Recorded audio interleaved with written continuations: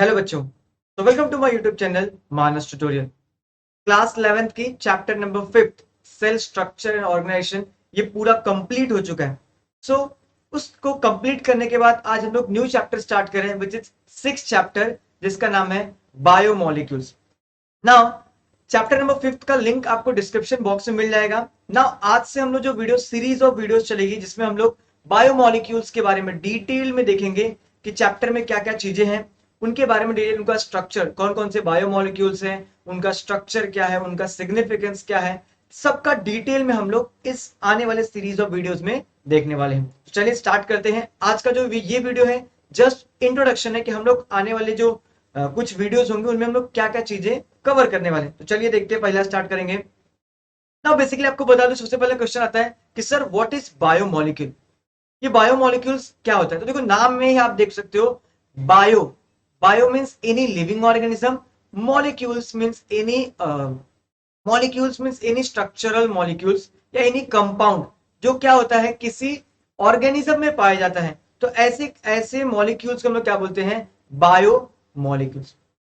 जैसे for example अब यहाँ पे देखो, एक आपको बहुत अच्छा डायग्राम दिया हुआ है कि ये आपको सेल है, ये एक प्लांट सेल लिया हुआ है, इसके अंदर आपको बहुत सारी चीजें मिलती है जैसे cell wall, plasma membrane, chromosomes, ऐसे बहुत सारे ऑर्गेनल्स मिलते हैं। सो बहुत सारे ऑर्गेनल्स हैं। Now these organelles are made up of different smaller unit. ये तो आपको बहुत कॉम्प्लेक्स स्ट्रक्चर है। अगर मैं आपको सेल स्ट्रक्चर का लास्ट टाइम में पढ़ा था फ्लूइड मोजाइक मॉडल, तो बहुत ही कॉम्प्लेक्स स्ट्रक्चर था, उसमें प्रोटीन्स भी थे, बहुत सारे कार्बोहाइड्रेट्स थे। So these are complex material, complex things है। ये कॉम्प्लेक्स थिंग्स बहुत ही स्मॉल स्मॉल सिंपल मॉलिक्यूल से बने होते हैं। उन्हीं के बारे में हम लोग इस चैप्टर में पढ़ने वाले हैं। जैसे मैं आपको एक सिंपल सा एग्जांपल दे दूं, तो ये जो क्रोमोसोम्स है, ये क्रोमोसोम्स किससे बना होता है? ये बना होता है डीएनए से। डीएनए सुपर कॉम्प्लेक्स को हम लोग अगर आप कॉम्प्लेक्स फॉर्म देखोगे तो डीएनए, बट ये जो डीएनए है, ये डीएनए भी बहुत सारे न्यूक्लियोटाइड से बना होता है। So nucleotide is a monomeric form. Similarly जो प्लाज्मा मेम्ब्रेन है उसमें बहुत सारे प्रोटीन्स पाए जाते हैं। ये प्रोटीन्स क्या होते हैं? ये प्रोटीन्स कॉम्प्लेक्स फॉर्म है, बट इनका जो सिंपलर फॉर्म क्या है? अमाइनो एसिड्स है। तो these are biomolecules which are found in any living organism. Similarly जो सेल वॉल है, जो आप बोलोगे कि सर सेल वॉल तो सेलुलोज का बना होता है, बट ये सेलुलोज बहुत सारे शुगर्स, बहुत सारे प्रोटीन्स, बहुत सारे लिपिड्स, इन सब के कॉम्बिनेशन में बना होता है। तो वो कौन कौन से बायोमोलिक्यूल्स है जो कि एक लिविंग ऑर्गेनिज्म में, एक लिविंग सेल में पाए जाते हैं, उनका स्ट्रक्चर कैसा होता है, उसके बारे में डिटेल में हम लोग देखने वाले हैं। जनरली जो बायोमोलिक्यूल्स पाए जाते हैं mostly are lipids, nucleic acids, carbohydrates, protein. तो इन चारों एंड प्लस इंजाइम्स जो कि मोस्टली प्रोटीन्स ही होते हैं। तो इनके बारे में हम लोग आने वाले सीरीज ऑफ वीडियोस में या इस चैप्टर में हम लोग देखने वाले हैं। चलिए मैं आपको थोड़ा सा और ब्रीफ इंट्रोडक्शन दे दूं। तो जितने भी बायोमोलिक्यूल्स अभी तक तो देखा हमने कौन कौन से बायोमोलिक्यूल्स पाए जाते हैं, जैसे lipids, nucleic acid, carbohydrate, proteins, enzymes, amino acid, these are biomolecules जो पाए जाते थे। अब ये बायोमोलिक्यूल का क्लासिफिकेशन कैसे है, किस टाइप के होते हैं, थोड़ा सा हम वो देख लेते हैं। जस्ट ये पिक आपके टेक्स्ट बुक में था तो मैं उसको सोचा एक बार आपको बस एक्सप्लेन कर दूं। जैसे ये जो बायोमोलिक्यूल्स है, these biomolecules are of mainly two type. First one is organic, another one is inorganic. अब बोलोगे सर ये ऑर्गेनिक एंड इनऑर्गेनिक क्या होता है, किस बेसिस पे डिवाइड किया? तो जस्ट बिकॉज बेसिक जो इसका बेस है वो बेस है कार्बन के प्रेजेंस पे। जिस भी मॉलिक्यूल्स में कार्बन प्रेजेंट है वो हो जाता है ऑर्गेनिक, जिसमें कार्बन एब्सेंट है it is a inorganic material. चलिए अब ऑर्गेनिक मींस कॉम्प्लेक्स फॉर्म में, ऐसा नहीं कि आपको जस्ट कार्बन, हाइड्रोजन, ऑक्सीजन, ऐसे कॉम्प्लेक्स फॉर्म में उनको बोलते हैं हम लोग ऑर्गेनिक। एंड जस्ट अगर जो एलिमेंट्स है सिंपल फॉर्म में उनको बोलते हैं हम लोग इनऑर्गेनिक। नाउ ये जो ऑर्गेनिक है ये फर्दर डिवाइडेड टू पार्ट्स में। Number one is macromolecules and second one is micromolecules. अब मैक्रो मींस होता है साइज, जैसे आप मोबाइल में देखोगे macro lens and micro lens. Macro means क्या होता है? जो लार्ज इन साइज। तो ऐसे मॉलिक्यूल्स जो साइज में बड़े हैं उनको बोलते हैं macro molecules. But there are some molecules जो क्या होते हैं साइज में बहुत छोटे होते हैं, उनको हम बोलते हैं माइक्रो मॉलिक्यूल्स। तो देयर आर ऑर्गेनिक मॉलिक्यूल्स जो है वो further divide into two molecules, जैसे macro molecules and micro molecule. Macro मतलब क्या होते हैं? लार्ज साइज में, क्या कैसे है? लार्ज साइज है। Micro means size is small. Now, macromolecules are further different type. For example, polysaccharides, polypeptide, polynucleotide.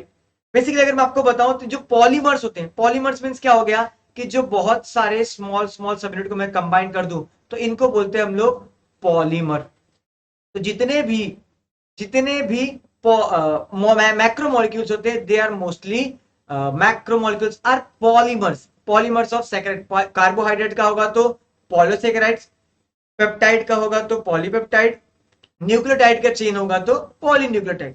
ऐसे ये बहुत सारे कॉम्प्लेक्स मॉलिक्यूल्स पॉलीमर्स को फॉर्म करते हैं ना। ये पॉलीमर्स जो सिंपल यूनिट होता है इनका, जैसे पॉलीसैकराइड का होता है सिंपल शुगर, ये बहुत सारे शुगर मॉलिक्यूल से बने होते हैं। जो पेप्टाइड है वो किससे बनता है, बहुत सारे अमाइनो एसिड से बना होता है। न्यूक्लियोटाइड पॉलीन्यूक्लियोटाइड जो होता है वो न्यूक्लियोटाइड से बना होता है। तो इस तरह से जो मैक्रो मॉलिक्यूल्स हैं वो बहुत सारे सिंपलर मॉलिक्यूल से बनकर कॉम्प्लेक्स पॉलीसैकराइड या पॉलीमर्स बनाते हैं जो कि साइज में लार्ज होते हैं, इसलिए उन्हें हम बोलते हैं मैक्रो मॉलिक्यूल्स। ना अब आते हैं माइक्रो मॉलिक्यूल्स। माइक्रो मतलब स्मॉल, मॉलिक्यूल्स में छोटे मॉलिक्यूल्स। कौन कौन से, जैसे कि lipid and secondary metabolite. Now lipids are also two type, fatty acids and glycerol. Fatty acid भी दो टाइप होते हैं, सैचुरेटेड फैटी एसिड्स और दूसरा होते हैं अनसैचुरेटेड फैटी एसिड। ये सैचुरेटेड और अनसैचुरेटेड जो होते हैं ये depending upon bond, singular bond है या डबल एंड ट्रिपल बॉन्ड है, उसके हिसाब से डिवाइड है। तो इसके बारे में डिटेल में आगे जब हम लोग लिपिड्स के बारे में डिटेल में पढ़ेंगे ना, तब हम लोग वहां पर देखेंगे कि कौन सा सैचुरेटेड फैटी एसिड्स है एंड कौन से अनसैचुरेटेड फैटी एसिड्स है। There are also secondary metabolites, for example alkaloids, phenolics. यहाँ पे देखोगे तो आप alkaloids, phenolics, terpenoid, essential oil, toxins, lectin, ये सब सेकेंडरी मेटाबोलाइट्स। अल्कलॉइड्स, फिनोलिक जिसमें फिनोलिक ग्रुप कंपाउंड होते हैं। तो basically they are simple compound होते हैं जिनके बारे में डिटेल में आगे देखेंगे। तो ये था ऑर्गेनिक के बारे में, बेसिकली मैक्रो और माइक्रो थे। ना अब आते हैं इनऑर्गेनिक मॉलिक्यूल्स के बारे में, इनऑर्गेनिक बायोमोल के बारे में। ना inorganic biomolecules are further divided into three types. Prime element जो बहुत ही इंपॉर्टेंट है, प्राइम एलिमेंट जैसे कि CHOSP, कॉस्ट अगर आप पढ़ोगे तो CHOSP, मोस्टली यही इनऑर्गेनिक मॉलिक्यूल यूज होते हैं। Carbon, hydrogen, oxygen, sulphur, phosphorus, इन्हीं का सबसे ज्यादा मोस्टली यूज होता है। मैक्रोमोलिक्यूल जो कि थोड़े ज्यादा अमाउंट में, जैसे nitrogen, phosphorus, potassium, calcium, magnesium, sulphur. And trace element में जो बहुत ही स्मॉल अमाउंट में चाहिए रहता है, जैसे boron, chlorine, zinc, copper, iron, sodium, molybdenum, nickel, silicon and cobalt. तो these elements are required in very small amount.